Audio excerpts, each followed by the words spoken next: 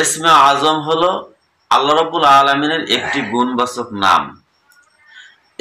SM শব্দের অর্থ হলো নাম, আজম শব্দের অর্থ হলো সবচেয়ে বড়।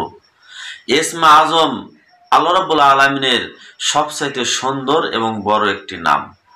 আজম তো আল্লাহর নাম। তো ইসমে আজম এমন একটি নাম, যেই নাম পরে বান্দা আল্লাহ রাব্বুল আলামিনের কাছে যা চাইবে আল্লাহ রাব্বুল আলামিন সঙ্গে সঙ্গে সেটা দিয়ে দিবে। ইসমে আজম সেটি কোনটি? হাদিসের মধ্যে ইসমে আজম সম্পর্কে বর্ণনা এসেছে। এমনকি ইসমে আজম যে গুরুত্বপূর্ণ একটি নাম, এটা আমরা লক্ষ্য করলে দেখতে পারি হযরত সুলাইমান আলাইহিস সালামের সময়ে যখন তিনি রানী বিলকিসের সিংহাসন আনতে চেয়েছিলেন। আমি সেই ঘটনা বলতে যাচ্ছি না, শুধু ইসমে আজম কিভাবে কাজ করে আমি সেটা বলতে চাচ্ছি।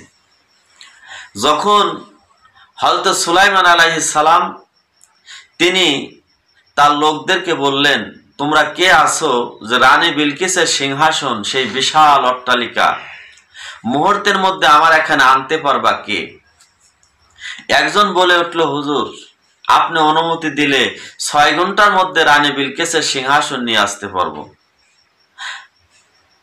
হযরত সুলাইমান আলাইহিস সালাম বললেন, তাহলে হবে না।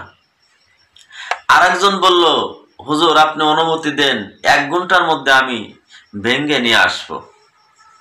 তিনি বুঝতে পারলেন এরা দুইজনই জিন জাতির মধ্যে অন্যতম, সুতরাং এদের দ্বারা কাজ হবে না।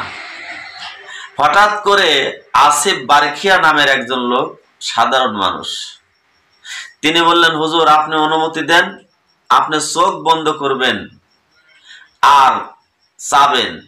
চোখ বন্ধ করা যতটুকু সময় এবং চাইতে যতটুকু সময়, এই সময়ের মধ্যে অর্ধ সেকেন্ডও লাগবে না, এর মধ্যে রানী বিলকিসের সিংহাসন আমি আপনার সামনে হাজির করব। বলি সুবহানাল্লাহ।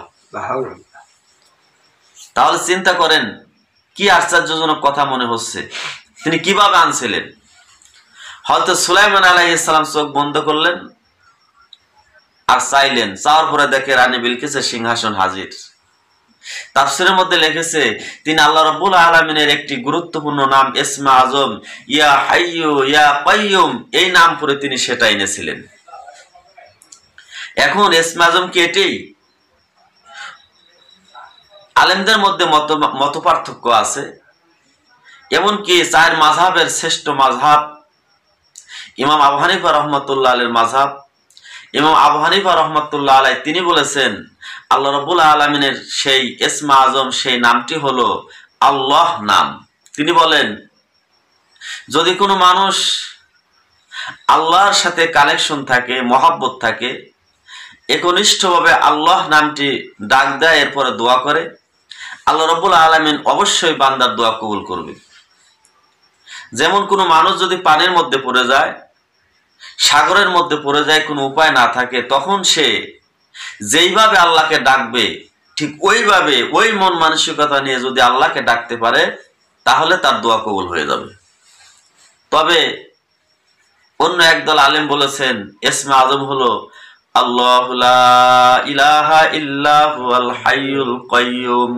এই আয়াতের মধ্যে ইসমে আজম আছে হাইয়ুল কাইয়ুম, যেটা আসিফ বারখিয়া পড়েছিলেন। আবার কেউ বলেছেন হুয়াল্লাহুল্লাযী লা ইলাহা ইল্লা হু, এটা ইসমে আজম।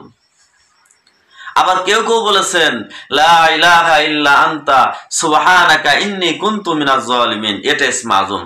হযরত ইউনূস আলাইহিস সালাম মাছের পেটে গিয়েছিলেন, আর সেখানে তিনি এই দোয়াই পড়েছিলেন। আল্লাহ রাব্বুল আলামিন এই দোয়ার বরকতে তাকে মাছের পেট থেকে বের করেছিলেন।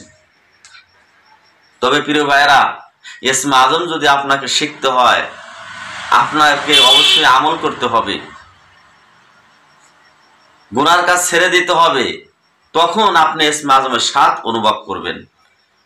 যখন আপনার দেওয়ালে পিঠ থেকে যাবে, তখন আপনি তওবা করে পিছনের গুনাহ থেকে ফিরে এসে আল্লাহ রাব্বুল আলামিনের এই নাম ধরে ডাকবেন আর দোয়া করবেন, অবশ্যই আল্লাহ রাব্বুল আলামিন আপনার দোয়া কবুল করবে।